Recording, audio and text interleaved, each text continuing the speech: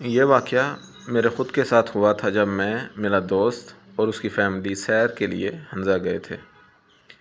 رات کا دوسرا پہر ختم ہونے کو تھا۔ ہم ناران سے 12-13 گھنٹے کا سفر کر کے علی آباد پہنچے، جو کہ ہنزا کا ایک پرسکون اور پہاڑوں سے گھرا ہوا علاقہ ہے۔ چونکہ ہنزا کے لوگ صرف دن میں کام کرتے ہیں اور وہاں سردی بھی انتہا کی ہوتی ہے، جس کی وجہ سے وہاں بہت سناٹا اور وحشت پھیلی ہوئی تھی۔ اسی وجہ سے ہمیں کمرہ تلاش کرنے میں کافی دشواری ہوئی۔ کافی پھرنے پر بھی ہمیں ہوٹل پسند نہیں آ رہا تھا۔ دیکھتے دیکھتے ہم ایک ریزورٹ کے باہر پہنچے، لیکن سب سو چکے تھے۔ ہم نے اونچی آوازیں دیں تو ایک لڑکا آیا اور ہمیں کمرے دکھائے جو ہمیں پسند بھی آ گئے۔ سامان رکھنے کے بعد ہم اپنے اپنے کمروں میں چلے گئے۔ مجھے ایسا احساس ہوا جیسے مجھے کھڑکی سے کوئی دیکھ رہا ہے، لیکن جب میں نے باہر دیکھا تو وہاں کچھ بھی نہیں تھا۔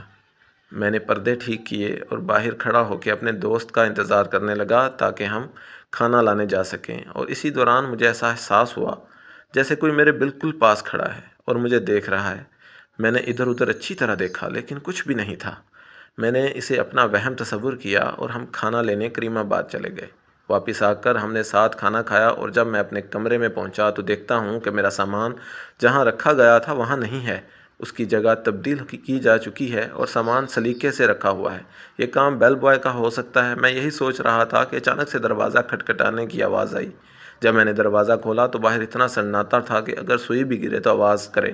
البتہ میرے والی راہداری کے آخر میں کمرے کی بتیاں جل رہی تھیں اور باہر ایک جوتا پڑا ہوا تھا، جسے دیکھ کر میں گھبرا گیا کیونکہ بیل بوائے کے مطابق اس منزل پر صرف ہم ہی تھے۔ میں نے کافی دروازہ کھٹکھٹایا لیکن اندر سے کوئی آواز نہیں آئی، اور اچانک سے اس کی بتی بند ہو گئی۔ میں ڈرا اور وہاں سے تیز تیز اپنے کمرے کی طرف آنے لگا کہ اچانک میری نظر باہر باغ میں لگے ایک بڑے سینگوں والے مارخور کے سر پر پڑی، جس کا منہ میری طرف ہی تھا، اور اسی اثنا میں نیچے سے ایک بلی آئی اور میری طرف دیکھتے ہی تیزی سے میرے پاس سے ہوتی ہوئی چھت پر بھاگ گئی، جسے دیکھ کر میرے رونگٹے کھڑے ہو گئے اور میں نے اپنے دوست کو بلایا اور آیت الکرسی کا ورد شروع کر دیا۔ جب میرا دوست آیا تو وہاں کوئی جوتے نہیں تھے۔ اس نے مجھے دلاسا دیا اور بولا میں تمہارے کمرے میں لیٹ جاتا ہوں، جو میں نے مناسب نہیں سمجھا اور اسے واپس بھیج دیا اور اپنے کمرے میں آ کر لیٹ گیا۔ میں اسی بارے میں سوچ رہا تھا کہ مجھے ایسا لگا کوئی میرے سر پر ہاتھ پھیر رہا ہے اور مجھے دبا رہا ہے۔ تھکاوٹ ہونے کی وجہ سے مجھے کافی سکون آیا، لیکن ڈر بھی انتہا کا لگا۔ جیسے تیسے کرتے میں نے رات گزاری اور صبح اٹھتے ہی بیل بوائے کو بلایا اور تفصیلاً سب پوچھا، جس پر اس نے بتایا کہ یہاں ایسا کچھ بھی نہیں ہے، یہ محض آپ کا وہم ہے۔ ہم یہاں کئی سال سے ہیں، ایسا کوئی واقعہ ہمارے ساتھ یا یہاں آنے والے مہمانوں کے ساتھ کبھی نہیں ہوا۔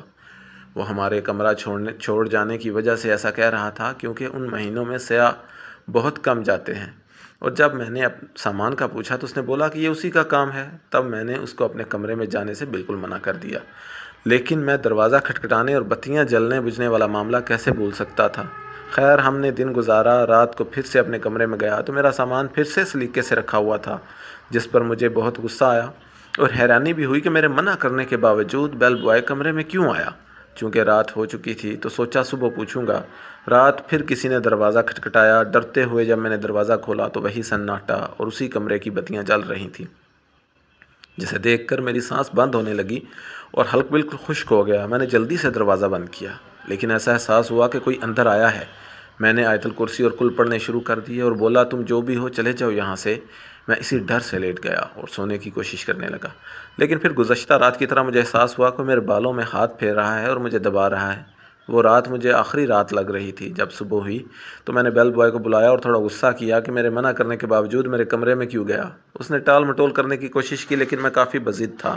تب اس نے بتایا کہ یہاں ایک روحانی مخلوق رہتی ہے جو کہ اس کے مطابق کبھی اس زمین کی مالکن ہوا کرتی تھی، لیکن وہ کسی کو پریشان نہیں کرتی اور نیک روح ہے۔ وہ بہت کم عیاں ہوتی ہے اور سیاح نہ ہونے کی وجہ سے اسے ہم سے جھوٹ بولنا پڑا تھا۔ پھر ہم نے وہاں سے جانے میں ہی بہتری سمجھی۔ چونکہ ہنزا کے لوگ بہت مہمان نواز اور خوش طبیعت ہوتے ہیں، تو میرے خیال میں وہ مہمان نواز روح تھی جو آنے والے سیاحوں کا خیال رکھتی تھی، لیکن کبھی کبھی مجھے وہ وہم بھی لگتا ہے۔